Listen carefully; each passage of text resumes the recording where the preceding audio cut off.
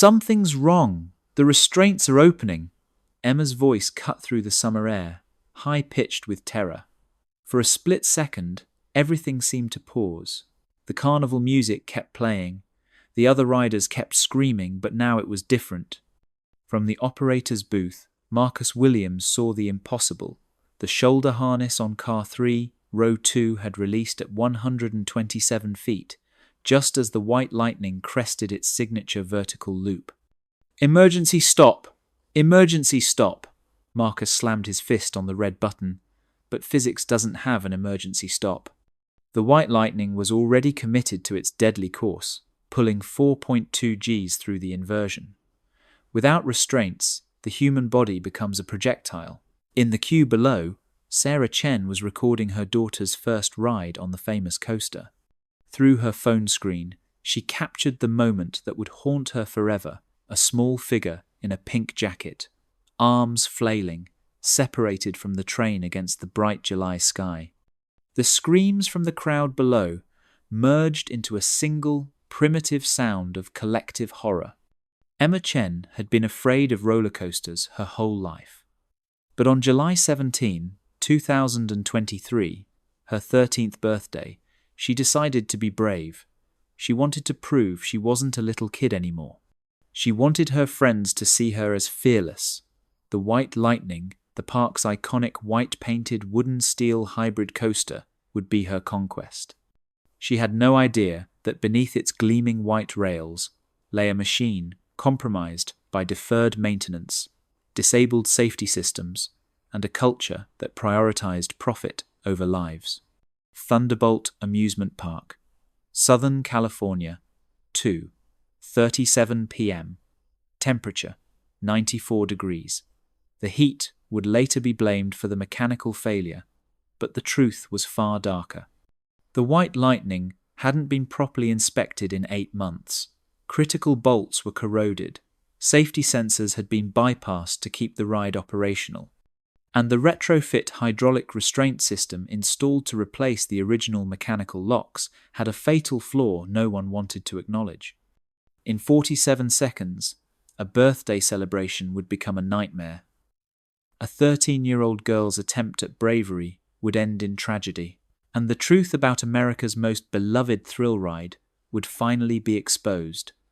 You're watching When Thrills Kill.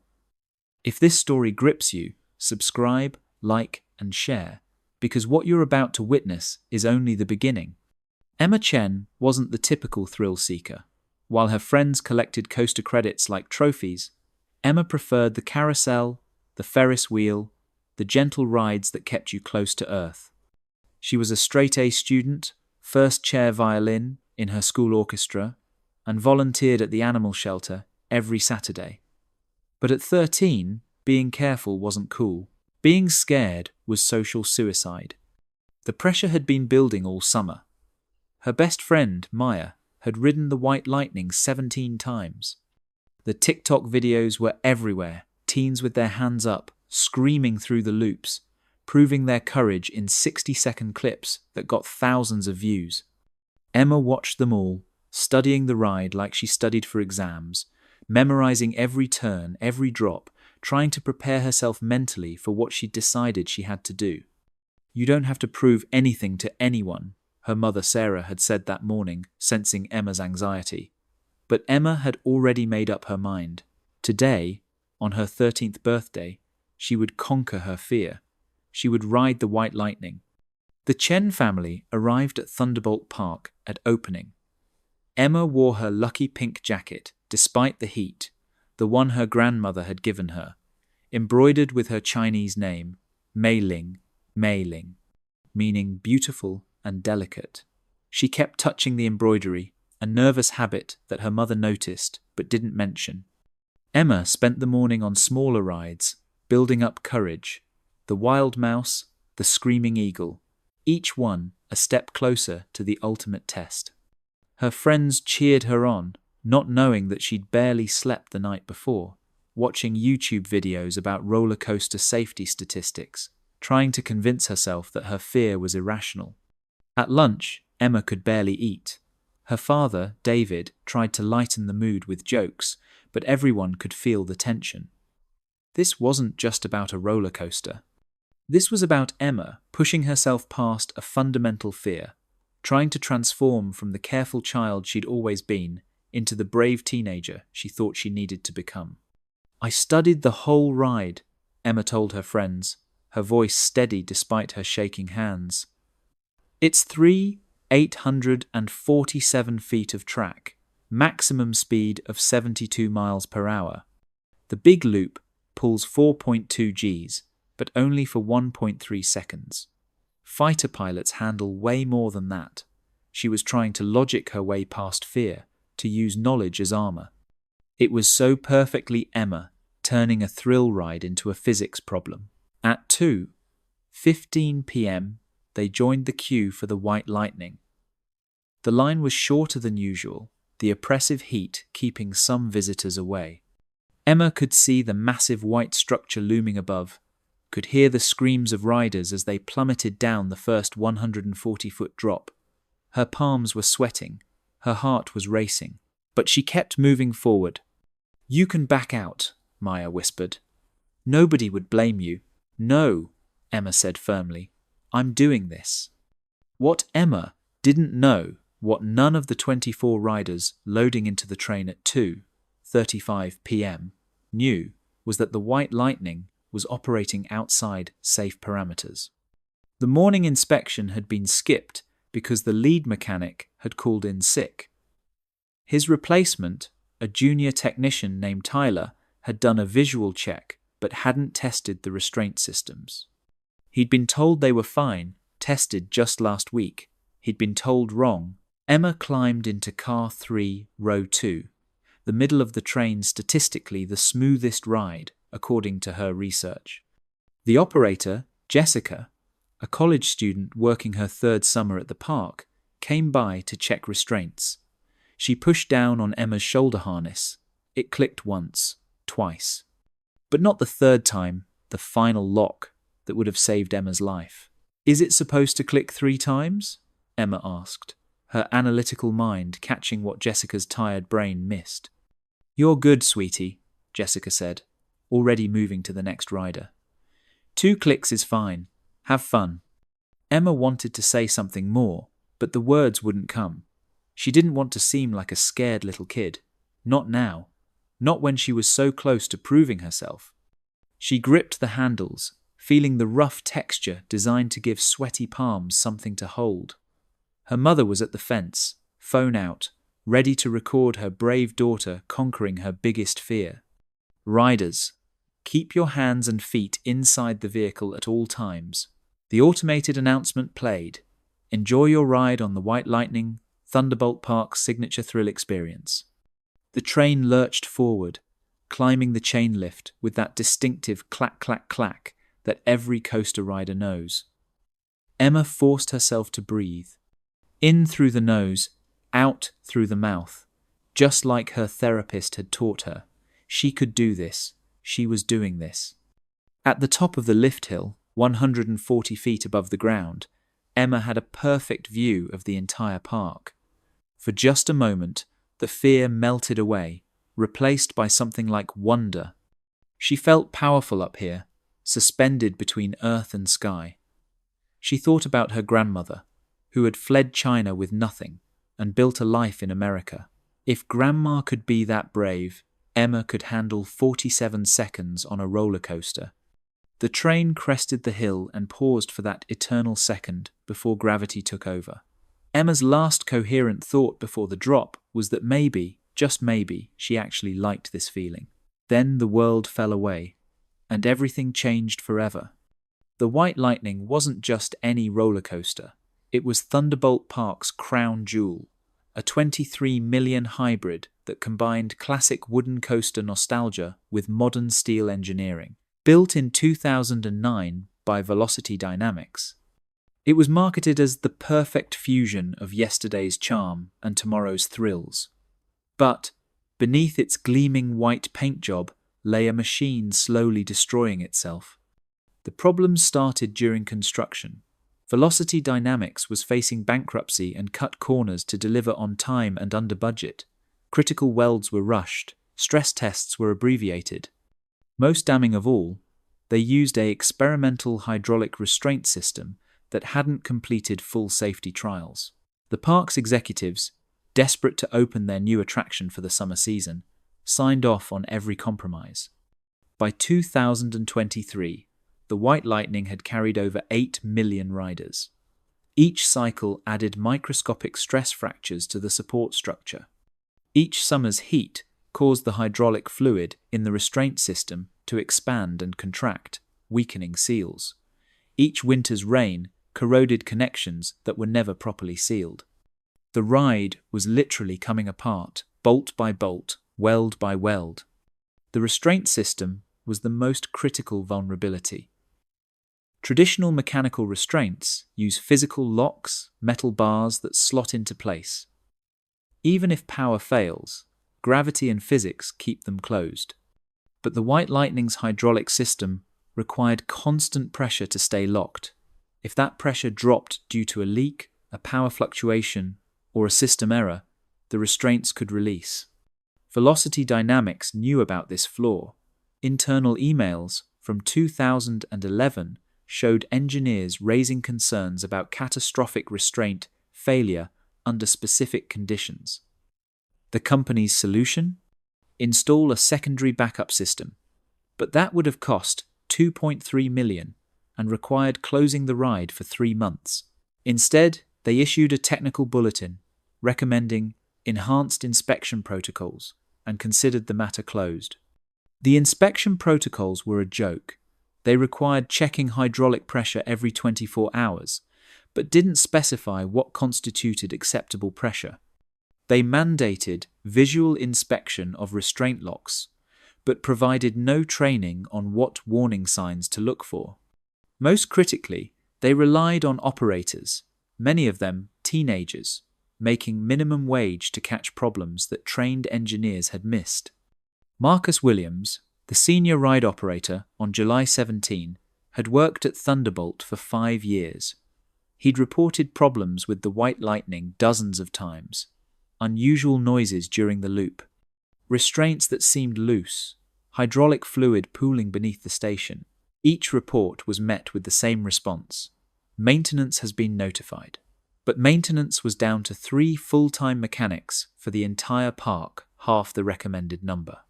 The heat made everything worse. July 17 saw temperatures hit 94 degrees by noon. The White Lightning's computer system, housed in a poorly ventilated shed beside the ride, began throwing error codes.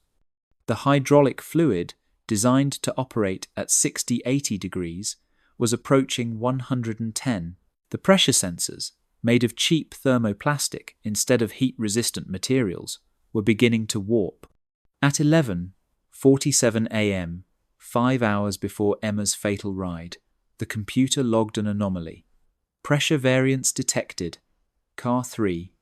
Row 2. The system should have automatically shut down the ride, but that safety protocol had been disabled 3 weeks earlier when false positives were causing too many shutdowns.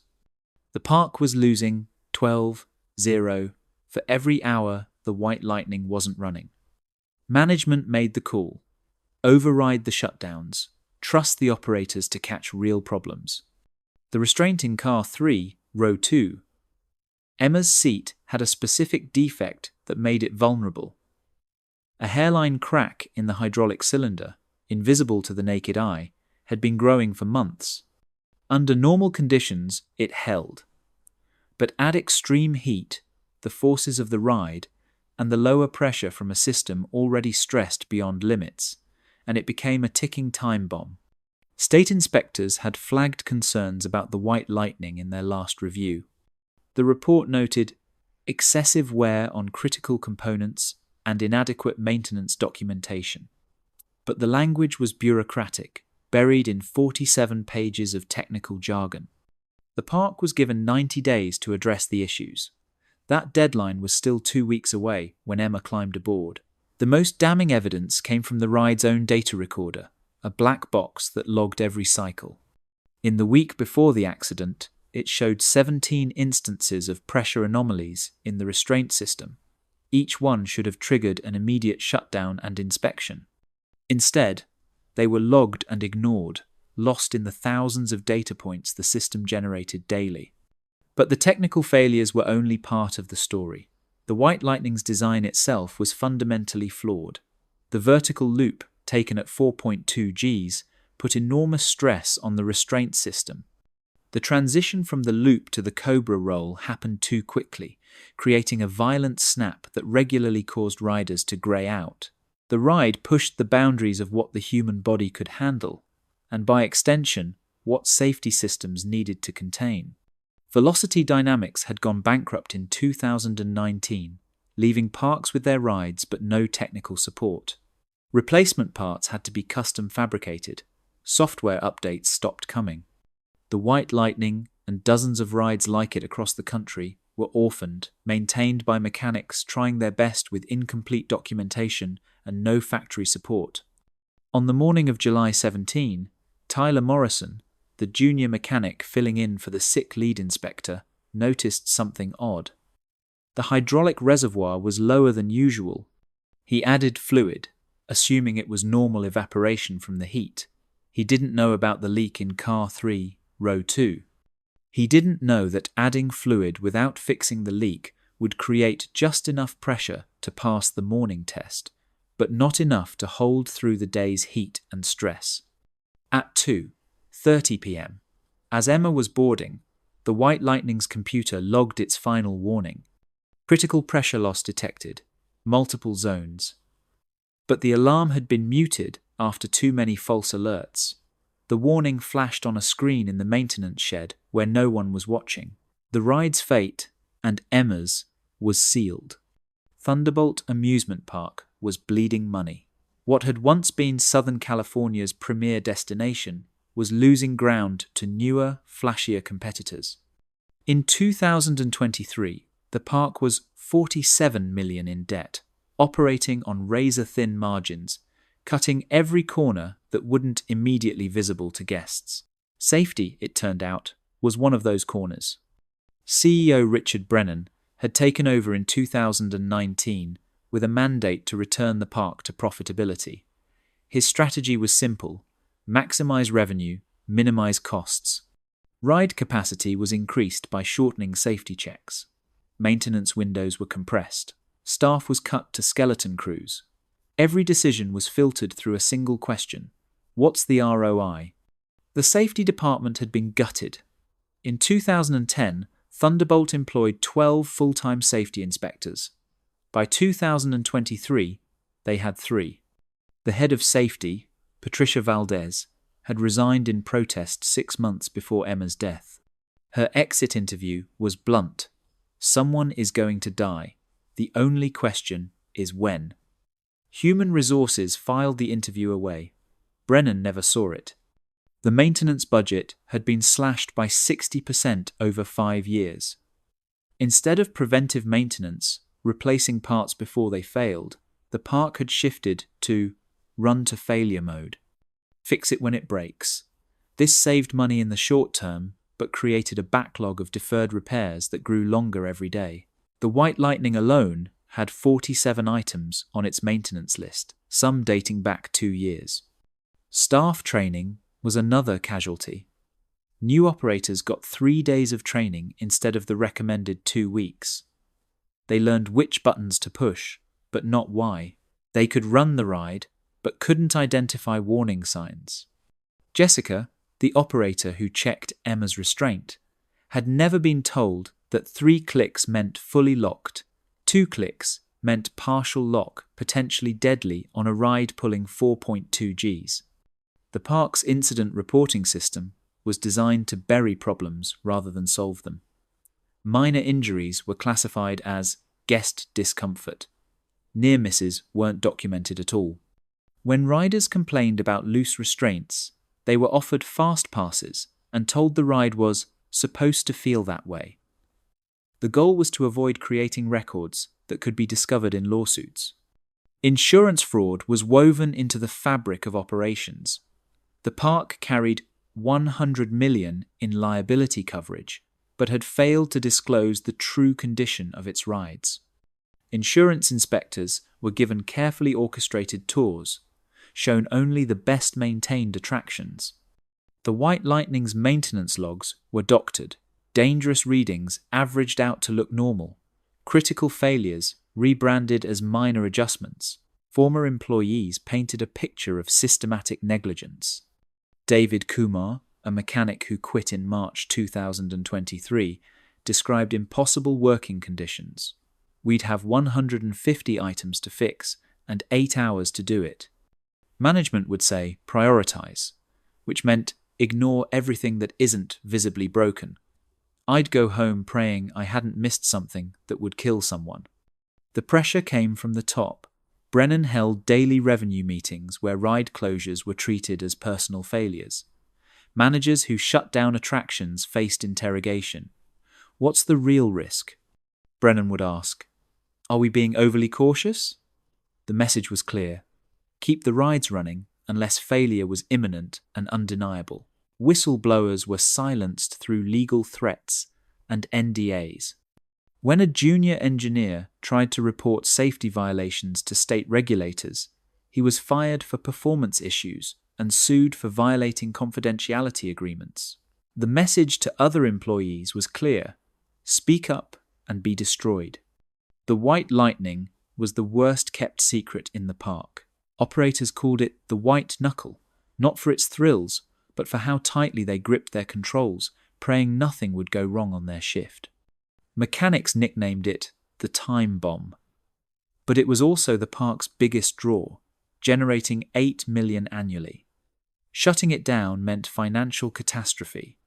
Documents obtained after Emma's death revealed Brennan knew exactly how dangerous the situation was. A consultant's report from January 2023 stated unequivocally, the White Lightning presents an unacceptable risk of catastrophic failure. Immediate closure and comprehensive rebuild recommended. Brennan's handwritten note in the margin. Find a second opinion. The second opinion came from a firm known for telling parks what they wanted to hear. For 50-0, they produced a report saying the White Lightning could operate safely with enhanced monitoring. This was the report shown to regulators, insurers, and the board of directors. The first report was shredded. Marketing amplified the danger by targeting younger riders. The Summer of Courage campaign specifically encouraged children to conquer their fears on the White Lightning. Free ride photos for first-time riders, special birthday packages, social media contests for the bravest kid. They were literally incentivizing children to override their natural fear response to danger. 3 days before Emma's death, there was a final warning. A family reported that their daughter's restraint had loosened during the ride. She was 14, similar weight to Emma. Only her father's arm across her chest had kept her in the seat. The family was given annual passes and asked to sign an NDA. The incident was never investigated. The ride never stopped. On the morning of July 17, Brennan held his usual revenue meeting. The park was having its best July in 5 years. The White Lightning was running at 98% capacity. He praised the operations team for their efficiency. He reminded everyone that the quarterly board meeting was coming up, and they needed strong numbers. At that exact moment, Emma Chen was eating breakfast, nervous about the challenge she'd set for herself. She had no idea she was walking into a death trap that dozens of people knew about but had chosen to ignore. The culture of denial had created the perfect conditions for tragedy. All it needed was the wrong rider, in the wrong seat, at the wrong moment. At 2:36, 17 p.m., the White Lightning's dispatch alarm sounded. Emma Chen gripped her restraint handles, knuckles white, heart pounding. Beside her, a boy about her age was whooping with excitement. Behind her, she could hear nervous laughter. The train lurched forward, and Emma's journey into terror began. The climb took 32 seconds. Clack, clack, clack, each sound marking another few feet of altitude. Emma tried to control her breathing. She could see her parents at the observation fence, Her mother had her phone up, recording. Her father was waving. Emma managed a small wave back with one hand, immediately returning her grip to the handle. At 2:36, 49 p.m., the train crested the 140-foot peak. For one beautiful second, Emma felt weightless. Then came the drop. The first plunge was exactly as she'd studied, 85 degrees, nearly vertical. Her stomach lifted into her throat. The ground rushed up at 72 miles per hour. But something was wrong. She could feel her shoulder harness shifting, lifting slightly with the negative G-forces. She pushed herself back into the seat, holding tighter. At 2:37, 1 p.m., the train hit the first airtime hill. Emma felt her body lift against the restraints.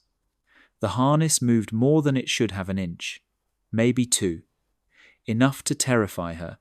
She tried to call out, but the wind stole her voice. The boy beside her was screaming with joy, oblivious to her distress. The train banked hard right into the overbanked turn. Lateral forces pushed Emma against the side of her seat. The hydraulic cylinder in her restraint, already compromised, began to fail faster. Microscopic amounts of fluid leaked with each pressure change. The computer logged the pressure drop, but the alarm remained muted. At 2:37, 9 p.m., Marcus Williams in the operator's booth noticed something on his monitor.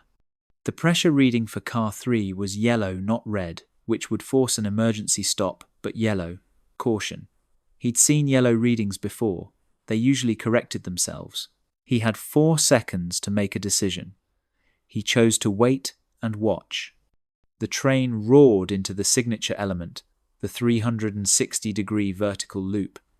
This was the moment Emma had feared most, studied most, prepared for most. The train climbed the loop's entry at 67 miles per hour. G-forces began to build. 2 Gs, 3 Gs, 3.5 Gs. At 2:37, 14 p.m., at 4.2 Gs of force, the hydraulic seal in Emma's restraint completely failed. The shoulder harness snapped open with an audible pop that Emma heard even over the roar of the ride. She was inverted, 127 feet in the air, held in place only by centripetal force and her desperate grip on the handles. For one impossible second, physics kept her pressed into her seat, despite being upside down. "Something's wrong. The restraints are opening." Emma's scream pierced through everything else. Clear, terrified, and absolutely true. Marcus hit the emergency stop, but it was meaningless. You can't stop physics. The train was committed to completing the loop. As it crested the top and began descending the backside, the G-forces reversed. Emma's grip wasn't enough. It could never have been enough. At 2:37, 16 p.m., Emma Chen fell from the white lightning. She fell 127 feet.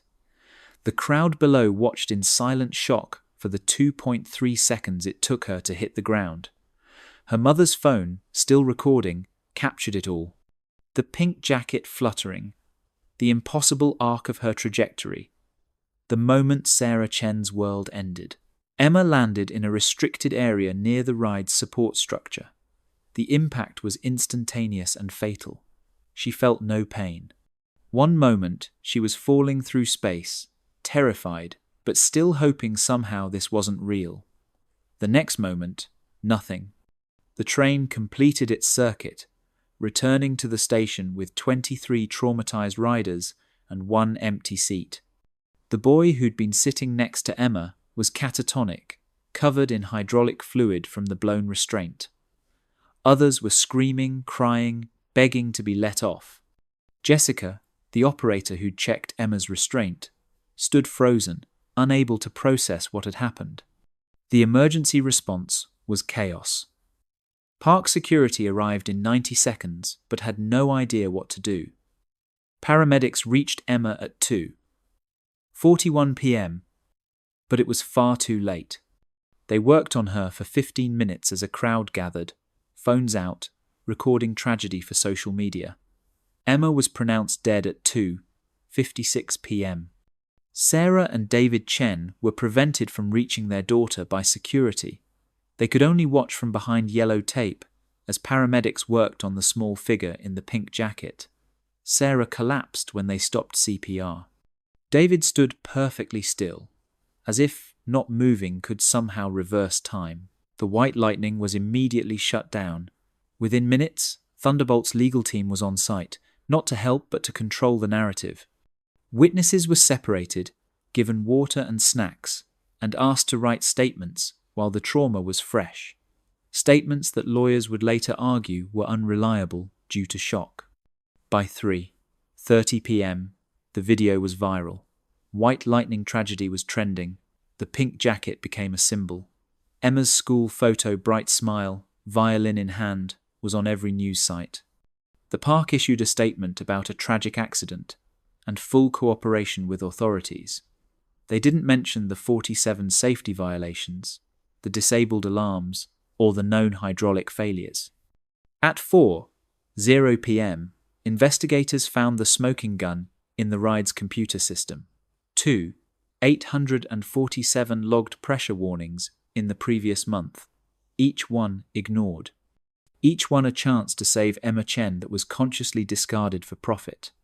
Richard Brennan was in his office when he heard. His first call wasn't to Emma's family or to emergency services.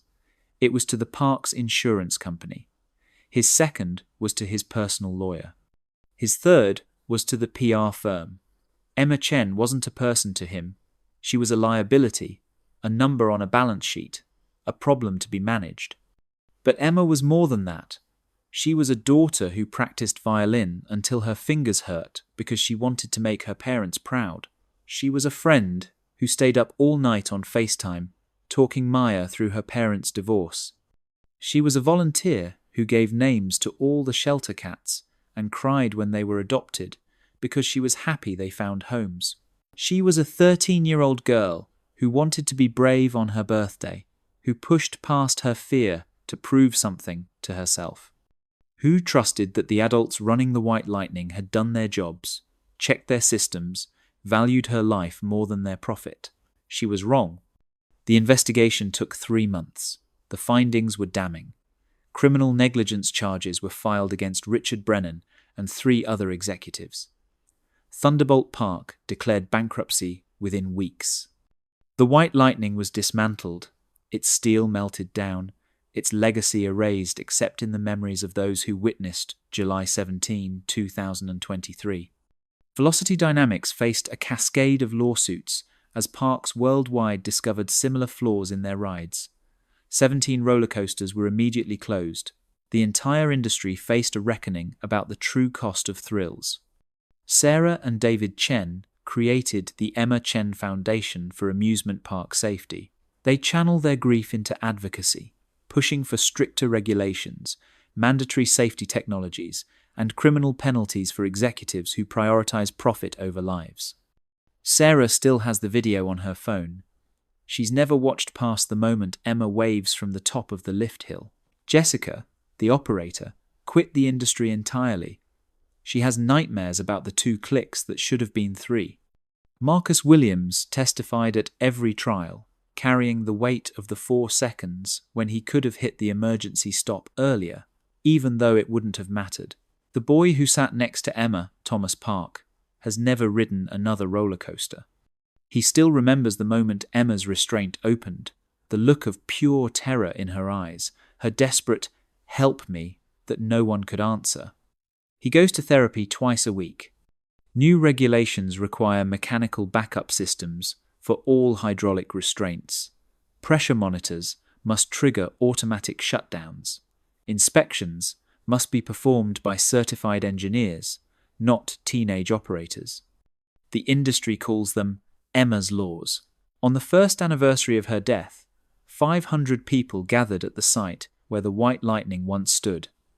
They released pink balloons, one for each day. Emma should have lived to see, but didn't. Her parents spoke about forgiveness, though they haven't found it yet. About moving forward, though they don't know how. About Emma's bravery, which was real, even if the ride wasn't safe. The white lightning killed Emma Chen in 47 seconds. But the decisions that killed her were made over years. Each cut budget, each ignored warning, each dismissed concern was a link in the chain that ended with a 13-year-old girl falling from the sky on her birthday. Emma Chen deserved better. She deserved adults who valued her safety over stock prices. She deserved systems that worked, inspections that mattered, and a culture that said no ride is worth a child's life. She deserved to conquer her fear and walk off that ride triumphant, ready to face whatever came next. Instead, she became a cautionary tale, a statistic, a reminder that when we prioritize thrills over lives, profit over people, efficiency over safety, the cost is measured in more than money. It's measured in empty chairs at dinner tables, in silent bedrooms that should echo with laughter, in futures that will never unfold. If you are moved by this story, consider subscribing to our channel. We bring you dramatic recreations of true amusement park tragedies that deserve to be remembered, understood, and learned from. Like, share, and comment below with your thoughts. And remember, every safety rule, every inspection, every delayed opening for maintenance represents a life that could be lost if we forget that thrills should never come at the cost of lives. Emma Chen, 2010-2023. She was brave. We'll see you in the next episode.